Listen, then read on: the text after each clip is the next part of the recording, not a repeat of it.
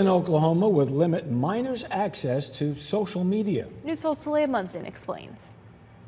The Oklahoma House of Representatives passed House Bill 1275 on Monday, and it now goes before the Oklahoma Senate. The bill requires social media companies to verify a user's age. It would not allow anyone under 16 to have an account. Platforms that violate this would be fined up to $2,500, plus other fees. Social media companies and advertisers would be prohibited from collecting or sharing a minor's personal information or location. It's part of a larger effort to tackle an ongoing crisis, the impact of technology on America's youth. Representative Chad Caldwell stated in a press release, quote, "The research is abundantly clear about the incredible harm these types of products have on our young people, including a 150% increase in hospitalizations for self-harm and suicide attempts, as well as mental health disorders such as anxiety or depression," end quote. The Senate's first reading of the bill was Tuesday. Reporting, Talia Munson, News 12.